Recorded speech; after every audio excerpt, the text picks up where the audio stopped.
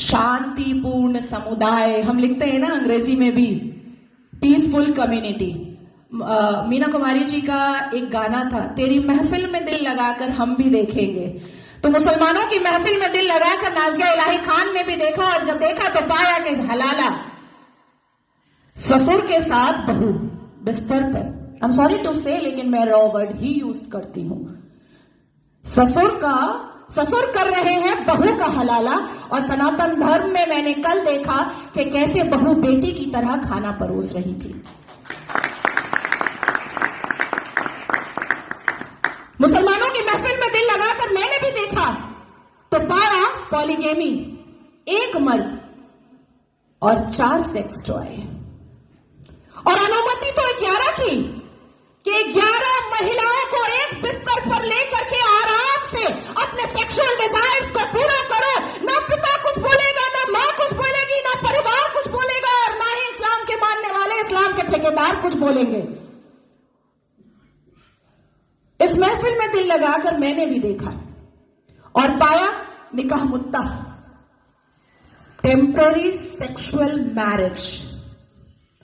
कुछ समय के लिए एक शादी में गई, एक आयोजन में गई, कोई लड़की मुसलमान बैठी और वहां पर किसी शादीशुदा अधेड़ मर्द को एक चहचहाती हुई, एक उछलती कूदती हुई मुसलमान बेटी पसंद आ गई और कह दिया अब्बा जान को कि ये लो 5 लाख रुपए और 1 हफ्ते के लिए अपनी बेटी दे देना। कॉन्ट्रैक्ट होता है, कॉन्ट्रैक्ट। हमने रजाकार के आखिरी मुखबिर असदुद्दीन अवैसी को सुना होगा कि निकाह इज अ कॉन्ट्रैक्ट मैरिज। हमारा विवाह नहीं होता, हम 7 वचन नहीं लेते, ना आगे पति फेरे लेता है, ना पीछे पत्नी फेरे लेती है। हमारा तो कॉन्ट्रैक्ट होता है, हम तो एक डील में आते हैं। ये है। तो इस महफिल में जब दिल लगाया और भीतर से, तो पाया कि निकाह मस्यार भी होता है।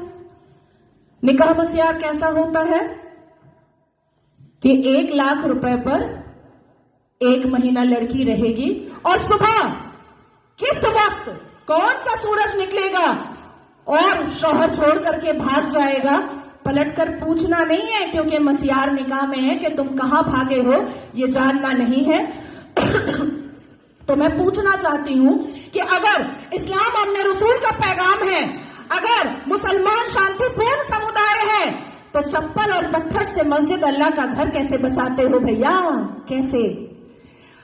1947 से मुसलमानों ने अपने एक्टिविटी से, अपने बिहेवियर से ये लोगों को बताया है कि ये कोई अमने रसूल नहीं है, ये प्रॉफिट मोहम्मद सल्लल्लाहु अलैहि वसल्लम के फॉलोअर तो नहीं है, ये औरंगजेब के ठरकजेब हैं, ये मुगले आजम के जाहिले आजम हैं। बस इतना ही है इनका परिचय, इसके अलावा इनका परिचय कुछ भी नहीं है। शिक्षा बोलो नहीं लेंगे, इंसान बनने बोलो नहीं बनेंगे, कुछ पढ़ने बोलो नहीं पढ़ेंगे, कुछ करने बोलो नहीं करेंगे, लेकिन रेप करने बोलो तुरंत करेंगे, लव जिहाद करने बोलो तुरंत करेंगे, बम गोली बारूद फेंकने बोलो तुरंत फेंकेंगे, आतंक मचाने बोलो तुरंत बचाएंगे।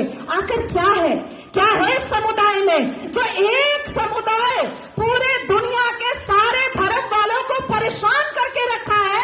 आखिर क्या है राज उस आसमानी किताब का, उस अल कुरान का राज क्या है जो मदरसों के अंदर छुप कर पढ़ाया जाता है, जो मजार के अंदर छुप कर करवाया जाता है, जो मस्जिदों के अंदर छुप कर सुनाया जाता है, जो घरों के अंदर तरबियत और तालीम में बताया जाता है? क्या है उसका राज? क्यों कहते हैं मुसलमान घर में अंदर ही जब बेटी छोटी सी होती है और बच्चा छोटा सा होता है, प्रसाद नहीं खाना हराम है, आप ही चले जाते हैं सवैयां खाने। हमें बताया जाता है प्रसाद नहीं खाना हराम है, हमें बताया जाता है मंदिर के सामने खड़े नहीं होना, अल्लाह नाराज हो जाएगा, हमें बताया जाता है कि हिंदुओं के घर का पानी ना पीना, अल्लाह नाराज हो जाएगा, हमें बताया जाता है कि अपने जीवन साथी के लिए हिंदुओं को कभी मत चुनना, नहीं तो घर से, परिवार से बेदखल कर दी जाओगी। क्या है राज? उस राज को खोलना चाहिए। मैं जानती हूं कि सनातन धर्म के लोग जिस हिसाब से अपने रामायण, महाभारत, श्रीमद् भगवद गीता को पढ़ते हैं, उनके अंदर शांति होती है, उनके अंदर इंसानियत होती है, उनके अंदर माफी की तलबगारी होती है, मैं जानती हूं। लेकिन जिस गली जाना नहीं है उसका पता अब पूछना पड़ेगा। अपनी बेटियों को समझाना पड़ेगा कि कोई अब्दुल अच्छा नहीं है।